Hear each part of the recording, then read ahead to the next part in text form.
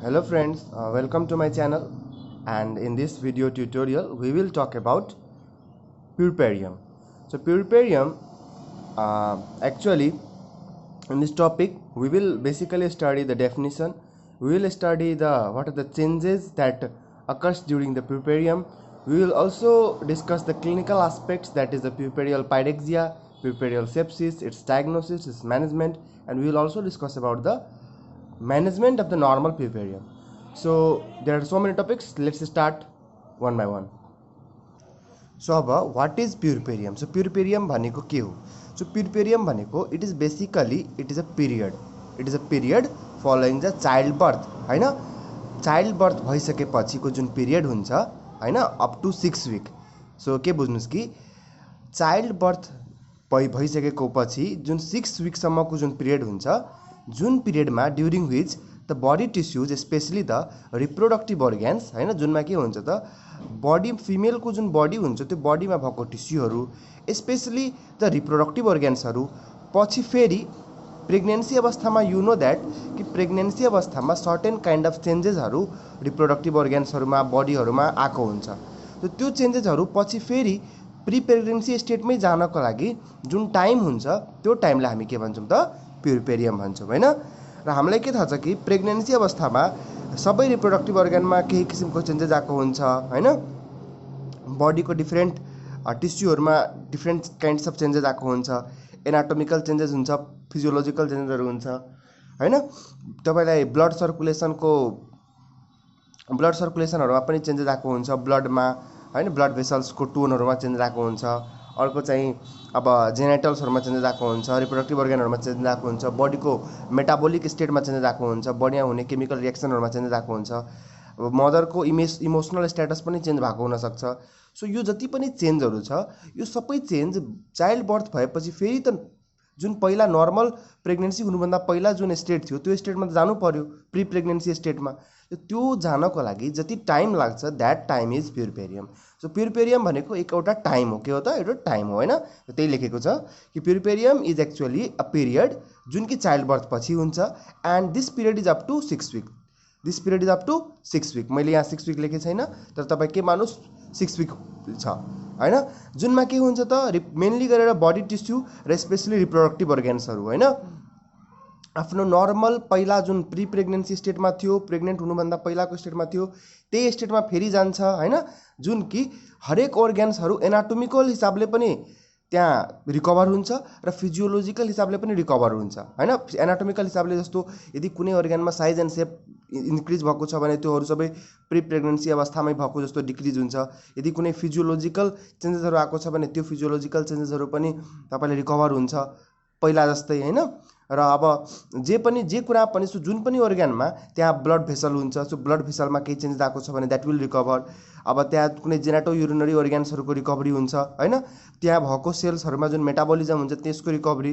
त्यसपछि मदरको त्यो जति पनि प्रेग्नेन्सी अवस्थामा होर्मोन्सहरूले गर्दाखेरि इमोसनल स्ट्याटस, र अर्को कुरा त्यहाँ मदर जुन she is being a mother now, so त्यो मदर भएपछि जुन इमोसनल स्ट्याटस छ त्यो पनि प्री प्रेग्नेन्सी स्टेटमा आउनु, यो सबैलाई एज अ होलमा हामी त्यो पिरियड जुन टाइम हुन्छ, जुन पिरियडमा यो सबै चेन्जेस हुन्छ, त्यो पिरियडलाई हामी के भन्छौँ त पुर्पेरियम भन्छौँ। के भन्छौँ त? पुर्पेरियम भन्छौँ। र जुन मदर हुन्छ त्यो मदरलाई हामी पुर्पेरा भन्छौँ। के भन्छौँ त? पुर्पेरा। सो द मदर जुनमा यो चेन्जेसहरू देखिन्छ त्यसलाई के भन्छ त? पुर्पेरा भन्छ, है। र पुर्पेरियमको टाइम पिरियड कति हुन्छ? Time period, so time period of puerperium is 6 week। कति त? 6 week हुन्छ आफ्टर द चाइल्ड बर्थ, हैन। त्यो चाइल्ड बर्थ जस्ट इमिडिएटली भइसकेपछि 6 weekसम्मको जुन पिरियड हुन्छ, 6 हप्तासम्मको, द्याट इज पुर्पेरियम, जुनमा चाहिँ बडीको टिस्युहरू, रिप्रोडक्टिभ अर्ग्यानहरू सबै के हुन्छ त? सबै रिकभर हुन्छ प्री प्रेग्नेन्सी स्टेज जस्तो। जति बेला ऊ प्रेग्नेन्ट थिएन त्यति बेलाको स्टेटमा सबै कुरा फेरि जान चाहिँ छाल्छ। सो अब यो भित्र के चेन्जेसहरू आयो, सो हामी डिटेलमा पढौँ। सो अब there is another term, this term is actually involution. So involution के छ त? इन्भोल्युसन एक्चुअली के छ त? मैले के भने पुर्पेरियम इज अ पिरियड। पुर्पेरियम भनेको एउटा पिरियड हो। पिरियड भनेको के हो त? एउटा टाइम इन्टरभल हो। तर पुर्पेरियम जुन टाइम इन्टरभलमा जुन सर्टेन काइन्ड अफ चेन्जेस आउँछ, हैन, त्यो सबै चेन्जेसमा जुन प्रोसेसहरू युज हुन्छ that process is involution. So involution is actually process so यो कुरामा कन्फ्युज नहुनुस् कि प्युरिपेरियम भनेको के हो त टाइम पिरियड हो, तर इन्भोल्युसन भनेको त्यो प्युरिपेरियम हुनको लागि, त्यो प्युरिपेरियम कम्प्लिट हुनको लागि जे पनि प्रोसेस हुन्छ द्याट प्रोसेस इज एक्चुअली इन्भोल्युसन।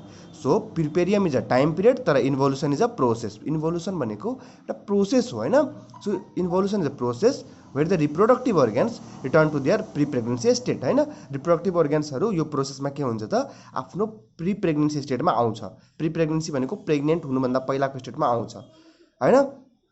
यो प्रोसेस कस्तो हुन्छ त इनिसियली ऱ्यापिड हुन्छ, मतलब कुनै पनि अर्गन्सहरू रिप्रोडक्टिभ अर्गनहरूमा जे चेन्जेस आएको छ त्यो इनिसियली एकदम चाँडो हुन्छ, इनिसियली चाँडो त्यो आफ्नो प्री प्रेग्नेन्सी स्टेटमा जान खोज्छ, तर पछि स्लो भइदिन्छ। जस्तो इक्जाम्पलको लागि युटरस छ, युटरस हामीलाई थाहा छ कि प्रेग्नेन्सी अवस्थामा धेरै इन्लार्ज हुन्छ।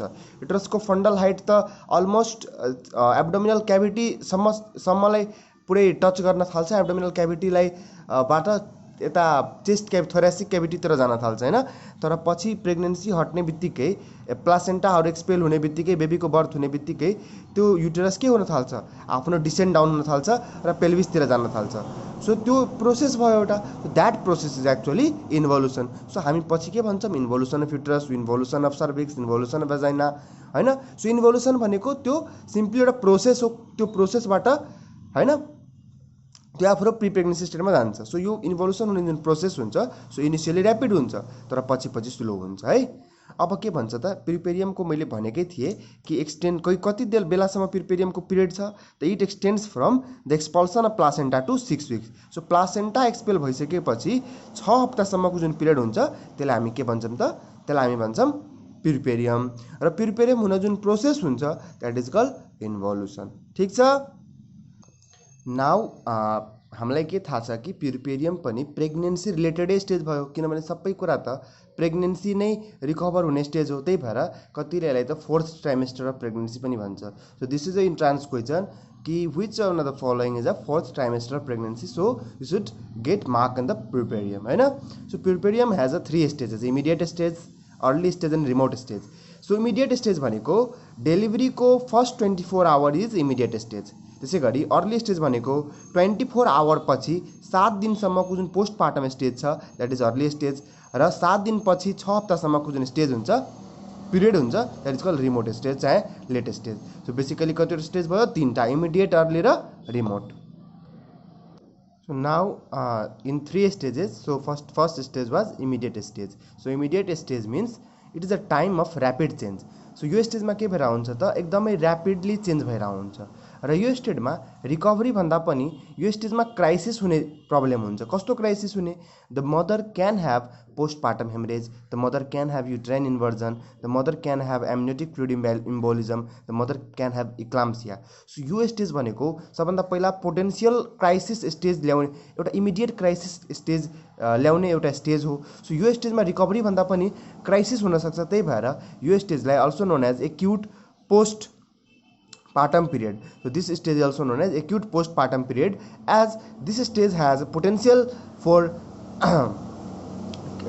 occurring the immediate crisis like postpartum hemorrhage, uterine inversion, amniotic fluid embolism, eclampsia। त्यही भएर इमिडिएट स्टेज जुन छ त्यो स्टेज भनेको एउटा क्राइसिसबाट जस्ट हामीले बचाउने स्टेज हो, किनभने यो स्टेजमा यस्तो किसिमको क्राइसिसहरू आउन सक्छ, यस्तो किसिमको प्रब्लमहरू आउन सक्छ।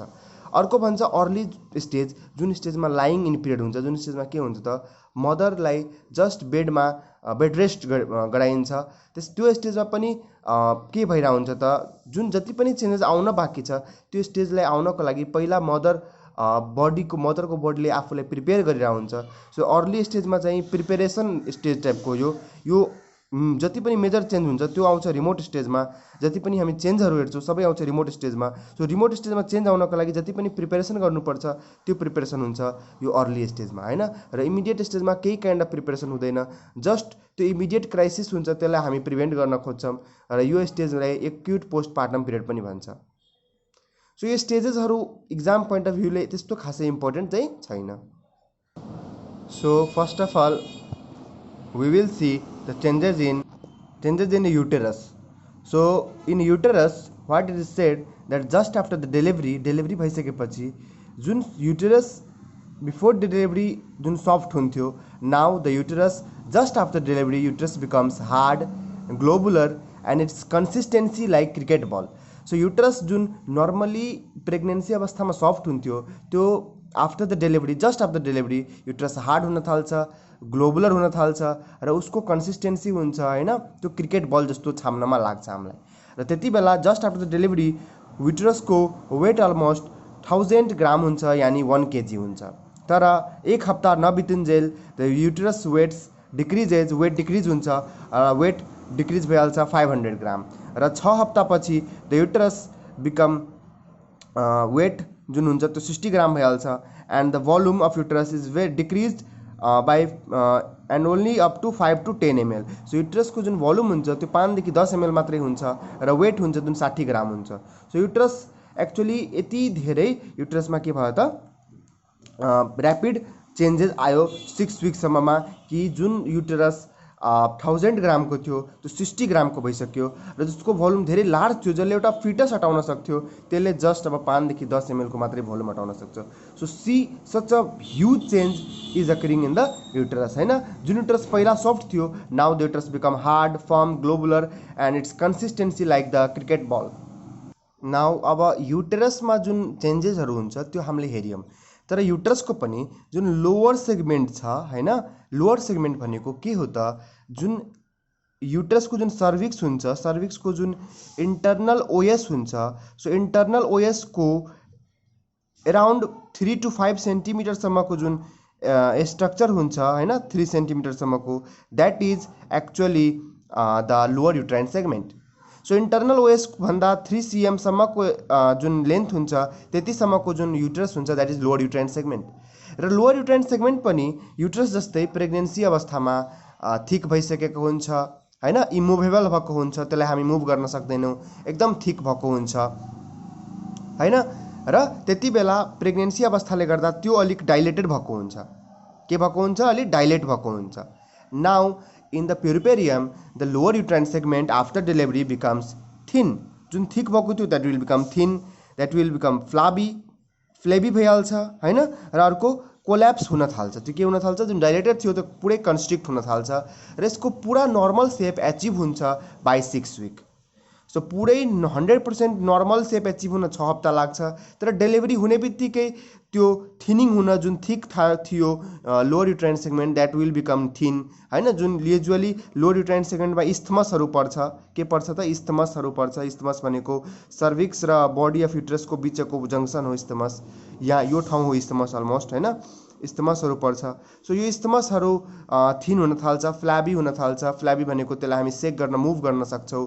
त्यसपछि कोल्याप्स हुन थाल्छ, कोल्याप्स भनेको जुन डाइलेटेड थियो that will become constrict now र नर्मल सेप एन्ड साइज 6 विकमा आउँछ। अब के बुझ्नु पर्यो कि जुन सर्भिक्स हुन्छ, जुन सर्भिक्स एक्चुअली के भएको हुन्छ त डाइलेटेड भएको हुन्छ लेबरको बेला हैन। सो यो जुन युटरस छ हैन, र यहाँ जुन यसरी,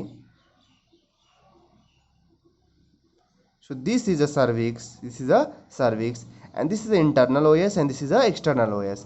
so यो जुन सर्भिक्स छ यो सर्भिक्स डाइलेटेड भएको हुन्छ कति बेला त लेबरको बेला, तर सुन आफ्टर डेलिभरी यो सर्भिक्स जुन डाइलेटेड भएको छ विल स्टार्ट टु कन्ट्र्याक्ट, तर स्लोली कन्ट्र्याक्ट गर्छ।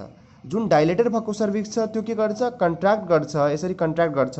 यसको यसले के गर्न थाल्छ, यो एक्सटर्नल ओएसहरू जुन ओपन देखिरहेछ अहिले पछि क्लोज हुन थाल्छ, तर यो प्रोसेस स्लो प्रोसेस छ। कस्तो प्रोसेस त स्लो प्रोसेस छ। So initially for few days you can admit the 2 fingers, you can admit the 2 fingers in the external OS of cervix।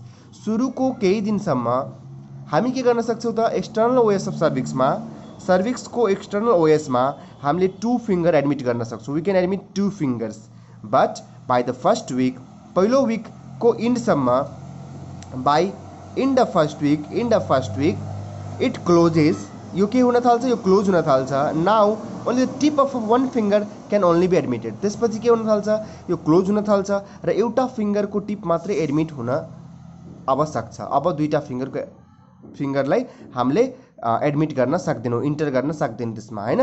र सर्भिक्सको नर्मल जुन आफ्नो कन्ट्युर छ त्यो contour will be regained in 6 week. So ओभरअलमा नर्मलै हुन त 6 विकै लाग्छ, तर जुन बेसिक चेन्जेस हुन्छ त्यो फर्स्ट विकमै हामी देखा पर्छ।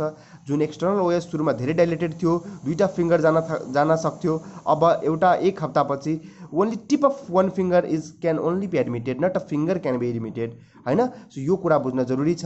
र सर्भिक्सको नर्मल कन्ट्युर छ त्यो 6 विकमा रिगेन हुन्छ।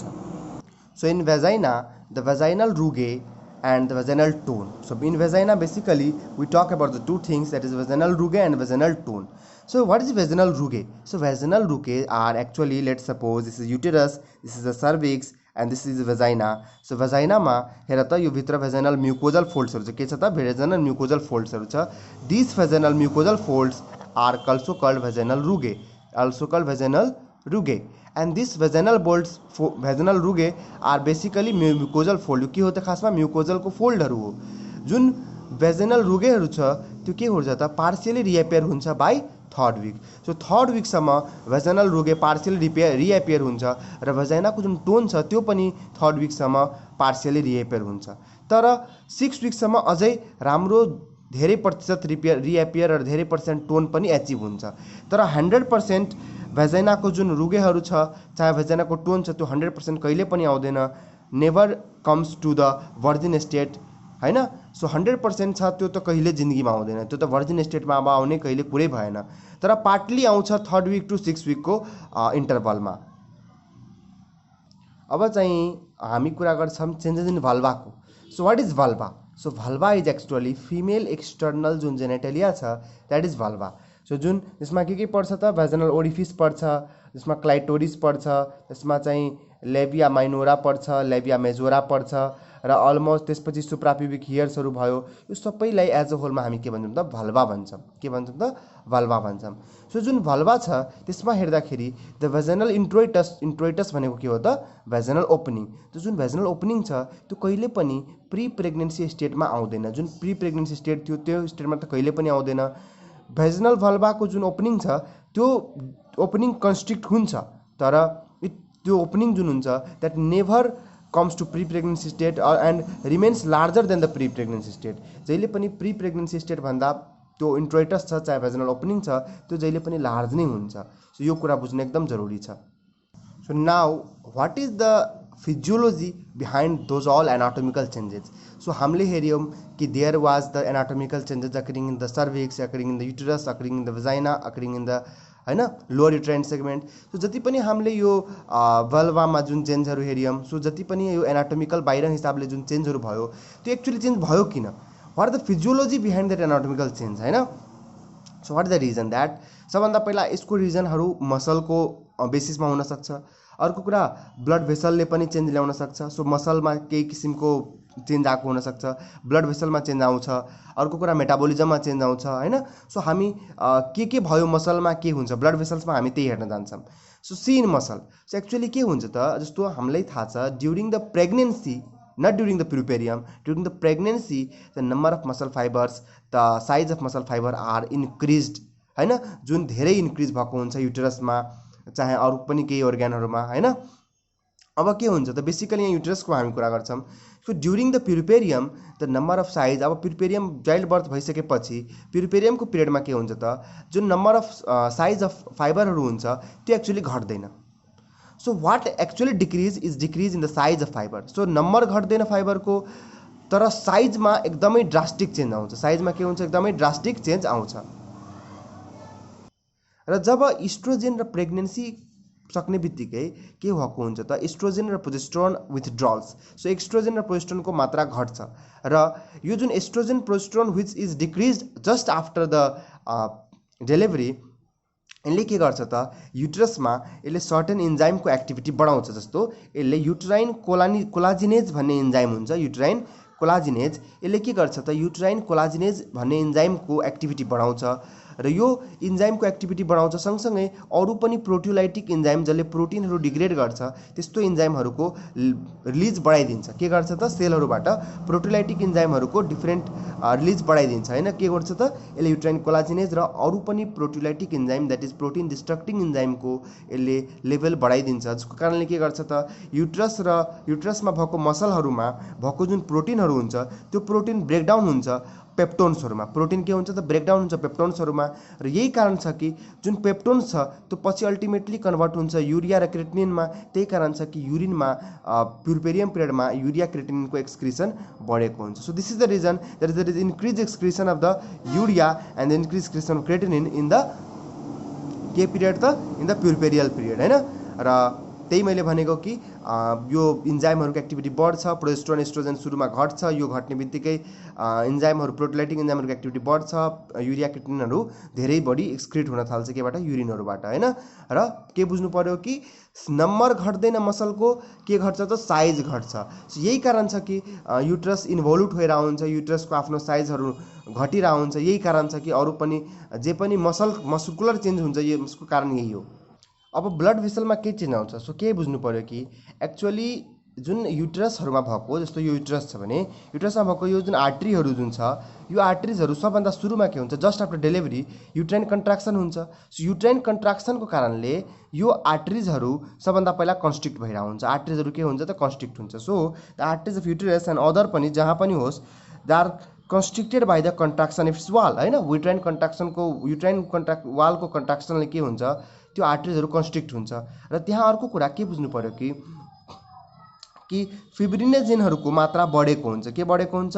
In just after the pregnancy during the puerperium the fibrinogen level is raised. यसको कारणले के भएर हुन्छ, देयर इज थ्रोम्बोसिस, र थ्रोम्बोसिस भइसकेपछि त्यो पुरै आर्टरी जस्ट कभर भइसकेको हुन्छ यसरी। र यसको सेक्सन काटेर हेर्दा जस्ट हामीले पिङ्किस मास मात्रै हेर्छौँ यति भरिमा, द्याट इज कल्ड हाइलिनाइजेसन। सो त्यही भएर हाइलिनाइजेसन देखिन्छ र फाइब्रोइड इन आर्टराइटिस देखिन्छ।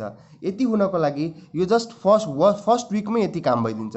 सो डेलिभरीको फर्स्ट विकमै के हुन्छ त, there will be thrombosis and hyalinization of the those all arteries. किनभने हामीले के बुझ्नु पर्यो कि प्रेग्नेन्सी अवस्थामा त यहाँ त फिटस थियो जसलाई धेरै ब्लड चाहिन्थ्यो, तर प्रेग्नेन्सी अब त हटिसक्यो, डेलिभरी भइसक्यो। So there is a no need of many more blood vessels. त्यही भएर चाहिँ मोस्ट अफ द जुन ब्लड भेसल्स जुन जसले फिटसलाई सप्लाई गर्थ्यो those will constrict, those will undergo thrombosis, undergo hyalinization, र त्यसपछि त्यसमा फाइब्रिनोइड इन आर्टराइटिस भनेको पुरै इनतिर फाइब्रिनोइड इन आर्टराइटिस भएर पुरै भेसल्स ब्लक हुन्छ हैन। सो यो चेन्ज आउँछ ब्लड भेसल्समा, र त्यही कारण हो कि त्यहाँ सर्टेन इन्जाइम्सहरुको एक्टिभिटी बढ्छ र त्यसले मसलहरुमा चेन्जेस ल्याउँछ। अब इन्डोमेट्रियम, सो के भन्छ कि ड्युरिङ द प्रेग्नेन्सी हैन, प्रेग्नेन्सी अवस्थामा इन्डोमेट्रियम थिक भएको हुन्छ र after the delivery the endometrial tissues are slough out along with the placenta. So pregnancy पछि के हुन्छ त, इन्डोमेट्रियल टिस्युहरू डेलिभरी पछि सबै सँगसँगै प्लासेन्टाको सँगसँगै मोस्ट अफ द इन्डोमेट्रियल टिस्युहरू सबै के भएको हुन्छ, स्लग आउट भएर बाहिर गइसकेको हुन्छ हैन।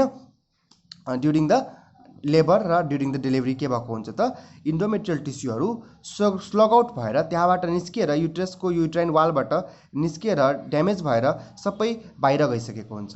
त्यही भएर प्युर्पेरियममा के हुन्छ त, इन्डोमेट्रियलको रिजेनरेसन हुन्छ।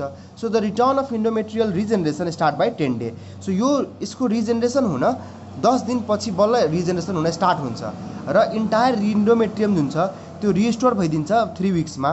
तर जहाँ प्लासेन्टा थियो जुन साइटमा, त्यो साइटमा रिस्टोर हुन त धेरै टाइम लाग्छ, द्याट इज 6 विकमा। सो प्लासेन्टामा भएको इन्डोमेट्रियम 6 विकमा रिस्टोर हुन्छ र बाँकी ठाउँमा भएको इन्डोमेट्रियमहरू कति विकमा हुन्छ, 3 विकमा हुन्छ। तर प्लासेन्टामा भएको इन्डोमेट्रियम रिस्टोर हुन फेरि आउन कति टाइम लाग्छ त, 6 विक लाग्छ।